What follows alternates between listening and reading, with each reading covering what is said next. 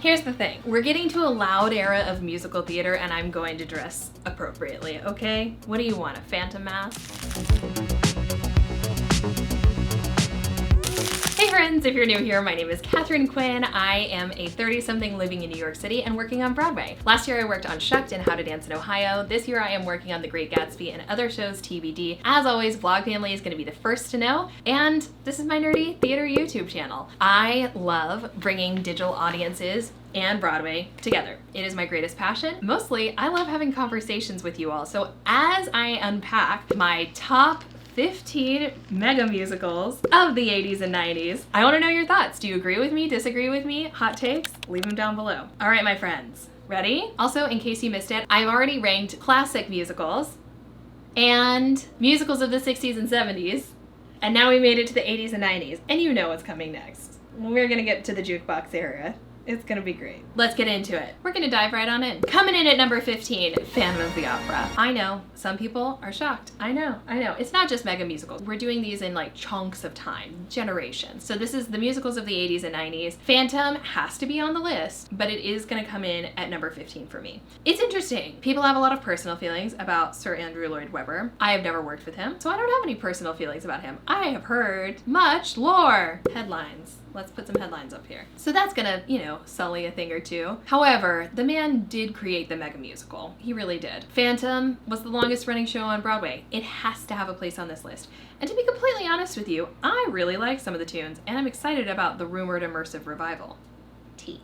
Do I need to tell you the songs that are in Phantom of the Opera, or that there's a fierce chandelier that falls down? No. But all I ask of you, it's sweeping, it's melodramatic, but it's like deeply romantic and like kind of slutty in a musical theater way. We love it. Fantastic. Coming in at number 14, Miss Saigon. The heat is on in Saigon. Okay, you bring a helicopter in on stage. Pretty spectacular. You introduce the world to the one, the only, the beloved, Eva Noblezada. You also give the world, Lea Salonga is always a gift to humanity. So it's a star vehicle, obviously. The score is sweeping and soaring, and I mean, that is the story of the 80s and 90s. I mean, all of these, many of these, I mean, we were in our romantic feels in the 80s and 90s. And like, it kind of makes sense. 80s, to me, like, I didn't live through them, but my perception is like a bit of a time of excess. Like 60s was civil unrest, and 70s were being like disillusioned and over everything. And then the 80s was just like, in my head, it's like malls and frizzy hair and Reagan and Republicans and like, just excess. But I feel like musical theater really followed suit, which is so interesting to think about. Like, what is the era that we are in now, and does it work the same way? Musicals got very big during this time, which isn't to say that they weren't already, but it's like the spectacle of a musical, I feel like, became a thing in the 80s and 90s to an extent that it hadn't been previously, which some folks would say is for the worse, and some folks might argue hinders the artistry, like entertainment over artistry, but I don't know, your mileage may vary. I would actually love to know your thoughts, so leave a comment down below. Miss Saigon, I would put in this category. I have not really studied Miss Saigon as an adult human. Weirdly, had seen a lot of productions of it growing up, which is strange given that I grew up in Dallas, Texas. Suspect. My mom saw it at like her first trip to New York City and fell madly in love with it, and I think ever since, it's just like anytime there's a Miss Saigon production, we have to go see it. But it is incredible, and Eva was incredible, and yeah, full of bops. Sad, tragic, and sweeping. The 80s and 90s. All right, we're gonna move on. We're now moving on to Avita, which many will argue is Andrew Lloyd Webber's best work. I enjoy Avita more than most of his other work. We are rumored to potentially get a revival. TBD on that. We are gonna see a Sunset Boulevard transfer, which, spoiler, is number 12. We are gonna see a Sunset Boulevard transfer on Broadway later this year or early 2025. I can't remember. Any rate, it's coming in the next season. Coupled between that and potential Phantom return, I'm gonna take this moment to address spoiler teasers, etc. Industry tea situation. Anything that has been given to me in confidence by someone properly in the know is not information that I'm going to share on here until I can. You know what I mean? As soon as news breaks, I will offer that information to you. But I'm not going to break trust of humans in the industry. However, if folks on the internet are already speculating and already talking and the conversation is already happening, and I happen to know that it's like a decently reputable rumor, I will occasionally engage in that discourse. Okay, we have that disclaimer. Do we understand where we're all at? Cool. fantastic. But given that Sunset Boulevard is coming in, that pushes some Avita dreams, I would think, theoretically. Sunset Boulevard is coming in at number 12, shocking everyone, mostly me. And this is singularly because of the Nicole Scherzinger production in London. And by that I mean the Jamie Lloyd production in London, which I have a video about. I'll post it up here. I loved it.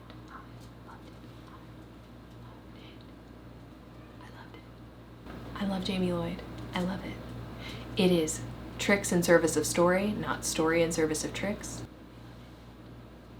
That score is great, and honestly that production was just so freaking good that, like, weirdly a show that meant that I had seen previously and had forgotten about and like did not really land for me is now sitting number 12 on this list. Let's move right along to number 11. 42nd Street. This has a special place in my heart. 42nd Street premiered on Broadway in the 80s and stayed on there for a hot minute. Let's see. How long did 42nd Street originally run on Broadway? Okay, so 42nd Street was Gower Champion's baby, and it is the 15th longest running Broadway show. The musical opened on Broadway August 25th, 1980 at the Winter Garden, then moved to the Majestic, and finally to the St. James, closing on January 8th, 1989 after 3,486 performances and 6 previews. First of all, wow, that's a short preview run. And second of all, it ran for the better part of a decade, which is practically unfathomable now. And for those who don't know, opening night triumph was overshadowed by tragedy. Following a lengthy standing ovation, Merrick went on stage and stated, "This is a very tragic moment. I'm sorry to report that today Gower Champion died." According to the Washington Post, the first part of his announcement was met with a few laughs from the audience, who thought this was another example of Merrick's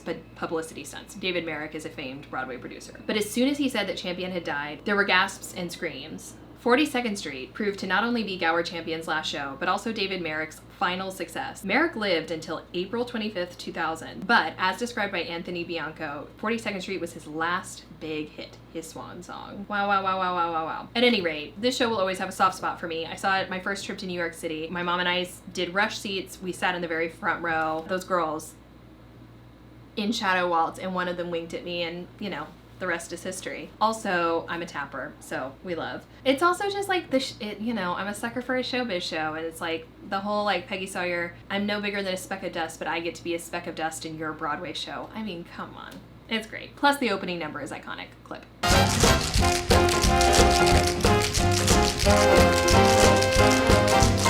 Moving on to number 10, we finally made it to a Disney musical, Beauty and the Beast. Incidentally, I guess I've now seen several professional productions of this. I saw the most recent revival in London, which is going to tour here. Not as inventive and theatrical as I would like, but I love Disney theatrical. Please call me. I'd like to work there and innovate.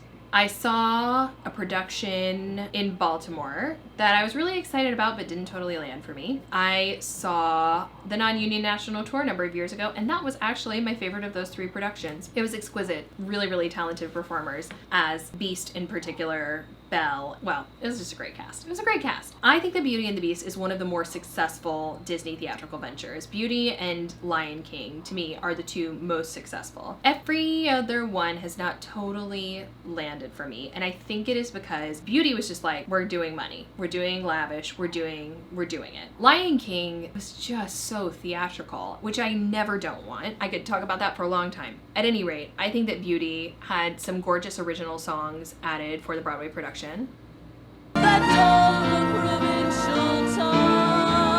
And is a successful musical in its own right. Moving along to number 9, Les Miserables. At the end of the day, listen, Poobelin Schoenberg, based on the novel by Victor Hugo. It is truly epic in scale. It is tragic. We have I Dreamed a Dream, Castle on a Cloud, Do You Hear the People Sing, One Day More, On My Own, Empty Chairs at Empty Tables. I mean, we've got the French Revolution as a musical. One day more. Again, the 80s and 90s were just constantly one-upping each other in terms of the grandiosity of musical theater, and Les Mis is perfectly emblematic of that. But it is a beautiful score. It has enduring fan appeal, and it's a good musical. Moving on to number 8, Dreamgirls. I love Dreamgirls. They'll Never Leave You. Whoa. Dreamgirls is another one that seems to have perennial appeal, and honestly is probably due for a revival. There was a London production, right? And I feel like it was rumored to come over, but has not. Cannot mention this musical without noting that we are vastly, deeply underrepresented, and certainly were in the 80s and 90s in terms of people of color on stage. Dreamgirls is a predominantly black cast. Broadway is better for it, and it is a fantastic show. Dreamgirls premiered on Broadway at the Imperial Theater on December 20th, 1981 and closed on August 11th, 1985 after 1,521 performances. The production was directed by Michael Bennett, produced by Bennett, Bob Avian, Geffen Records, and the Shubert Organization, and choreographed by Bennett and Michael Peters. Also, the cast is wild. Cheryl Lee Ralph as Dina Jones, Jennifer Holliday as Effie White, Loretta Devine as Laurel Robinson, and it brought us And I'm Telling You I'm Not Going. Moving on to number 7, Parade, a show that I was completely unfamiliar with until Ben Platt and Michaela Diamond and the recent revival. This is not over yet. Which I thought was absolutely beautiful. It's so interesting to me that that show was not really received well and had a short run originally on Broadway and was received much more kindly for its revival, which obviously is a recurring thing. Hello, merrily we roll along. We are so much kinder to revivals. I have a video coming up about it and conjecturing why. And if you have feelings like, why do you think revivals are treated so much more kindly? For me, it's like largely expectation. We know what these shows are now. We know what Parade is. We're going in with a set of expectations. And also it's not like, oh, young up-and-comer Jason Robert Brown and his like big uppity dreams. It's like one of the greatest living contemporary musical theater composers, Jason Robert Brown, wrote this incredible score at a very young age in a poignant, important story that deserves to be told. Moving on to number 6, Once on This Island. I love Aaron's and Flaherty. I love this score. I think it is so beautiful, and again, sorry, loved the revival. Loved. Stunning performers in Sand, Alex Newell, belting tits, like, come, sign me up. So good. Waiting for Life to Begin, Mama Will Provide. It is a joyous score, it is a joyous story, and it's a beautiful show, and I love it. Moving on to number 5, Crazy for You. I know this is very high for Crazy for You, which honestly, I'm ready for a Broadway revival, and I know we've teased it a few times. It just had a London revival. I saw the London revival before it was on the West End 2 summers ago at Southern Playhouse, and absolutely just loved. Charlie Stemp was perfect. Oh my God, he was so great. It was original Susan Stroman. Susan Stroman at her finest. Crazy for You is Stro excellence. It's just perfect. That I've Got Rhythm choreography, we'll throw a clip in here. It is so good. It is a funny show. It's a Ken Ludwig book, and it is just, again, it's just like classic musical comedy, but in an era of nostalgia for classic musical comedy, and it's just divine. I love it. I feel like a revival would do okay, and I kind of wish that we would pursue that, but I don't know.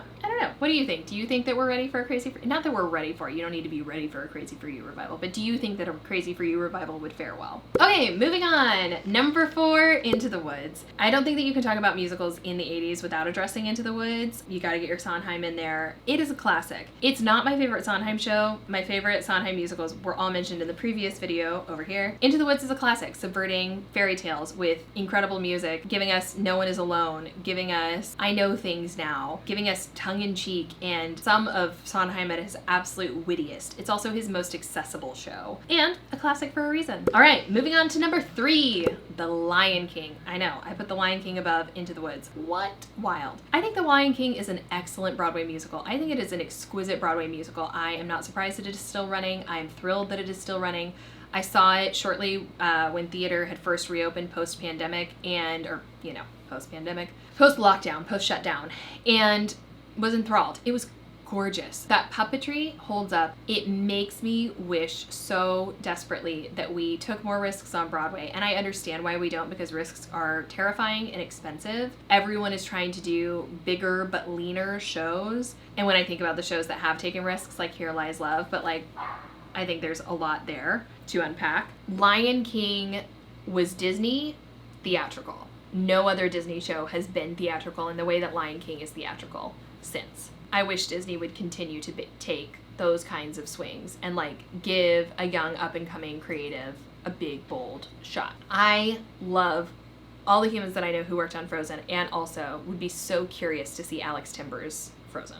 We love The Lion King. Moving on to number 2, Ragtime. I recently revisited Ragtime, and I know this is heresy, and Terrence McNally, rest in peace. The book could use a tiny bit of updating. I know. Rest in peace, and Terrence McNally is genius. And the score is perfect. And the book is incredible, and it is a gorgeous musical. We have Your Daddy's Son. We have Wheels of a Dream. We have Audra McDonald and Brian Stokes Mitchell. It's one of my favorite scores of all time. New Music is one of my favorite musical theater songs of all time, ever. That opening number, we're gonna play a tiny clip. The opening number is perfect. I don't ever wanna see it staged any other way. Thank you, Graziella Danielle. It is perfect. Behold. And I'll link it down below so you can watch the full thing. All right, number one musical of the 80s and 90s. Rant.